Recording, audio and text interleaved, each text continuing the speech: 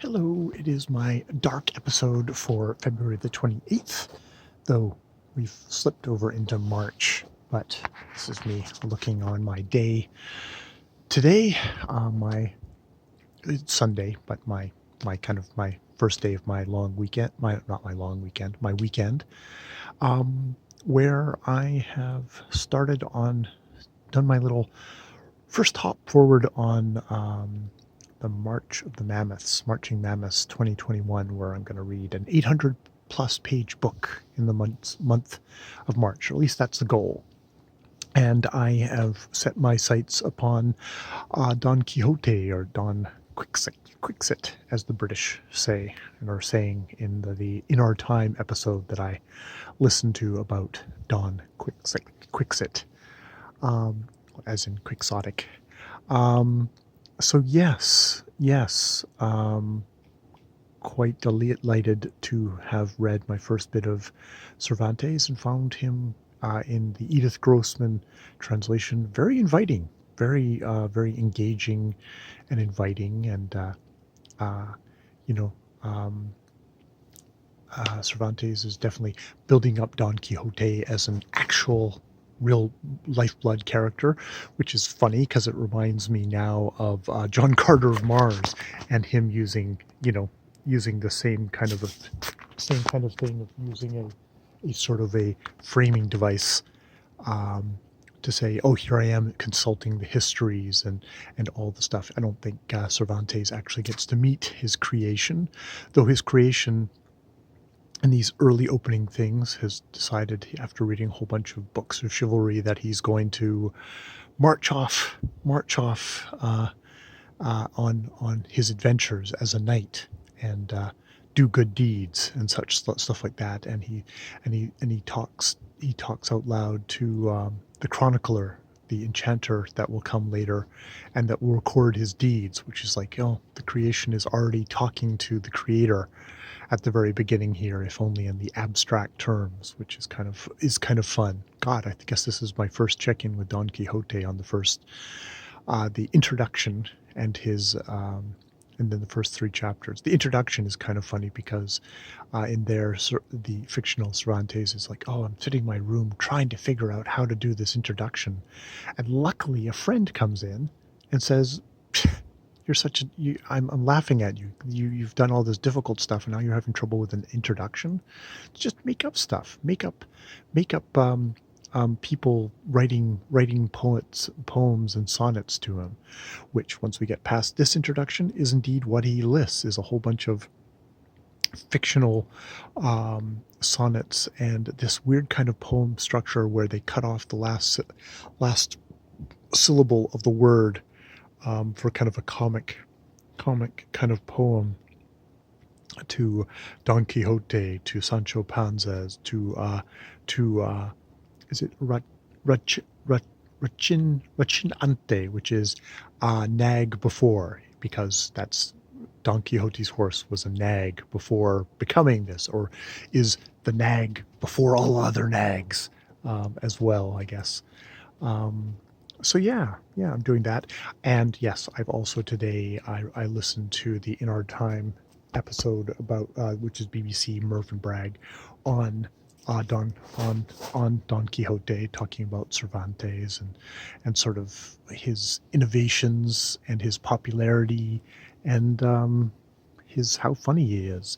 Um, which, without actually getting too much into the plot of things. I mean, there's tilting at windmills and such, some stuff like that. But yes, and also they briefly mention one of the chivalric works that he's sort of making fun of. I get the sense that Don Quixote is like the Airplane exclamation, the comedic film Airplane, which made fun of disaster movies and thus destroyed all disaster movies. I get the sense that Don Quixote was sort of the same thing, as we're going to spoof, we're going to make fun of all this stuff in a loving way that, you know, but we'll kind of erase it. And indeed, Don Quixote lasts much more in popular imagination than the chivalric things. Maybe through Monty Python and King Arthur probably is where at least in English, it still survives.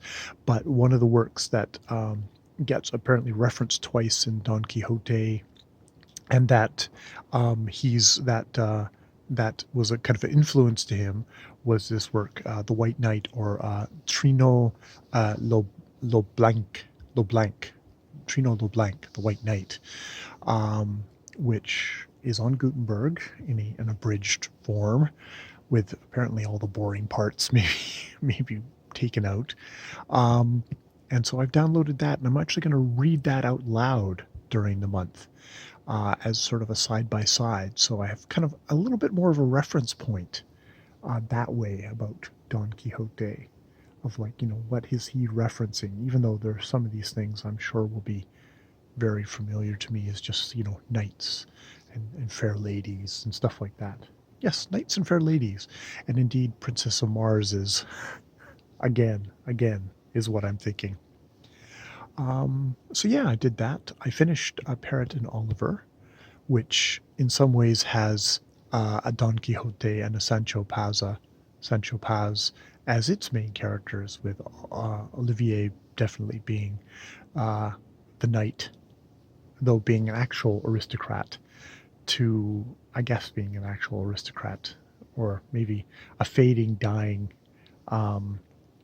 remnant of aristocracy, the last gasp of aristocracy, and Parrot, the printer, the simple kind of practical guy who's got a kind of, in the end, is kind of being kind to his old master, who is now sort of was his patron, and his movement on the world, in a kind of very ambivalent new modern world. And it is definitely ambivalent, especially with that final date of May 10th, is it 1837, which I looked up, and is the date of the Great Panic in the United States, where due to kind of monetary policy stuff, all the banks crashed because of a great mass mob panic, which is somewhat one of the things that Olivier was worried about. So yeah, it's been a good reading day. We also picked up various supplies, some dog food and some pads, some crate pads for our newest puppy edition, whose name apparently is going to be Theo, not Leo, Theo, because we sent a couple of names and she took a picture, and it's like, oh, okay, Beckett is probably out and Theo is definitely in for a name. We'll see when he arrives, but that's what we think. That's what we think his name is. So yeah, that's about all that's happening today. I've got Shira sitting on my lap here, carefully watching the fence over there, because I don't know if it's raccoon time or cats or what various creatures she's guarding the backyard with, but I'm keeping her warm, she's keeping me warm. And yeah, that's our day for today, I guess. Excited to charge along with Don Quixote. Quite enjoying it so far. Just three chapters in. Hoping to read another 2 before I go to sleep tonight. And then I think if I get 30 pages a day in a consistent manner, I will be fine for March the Mammoth. All right, more videos later.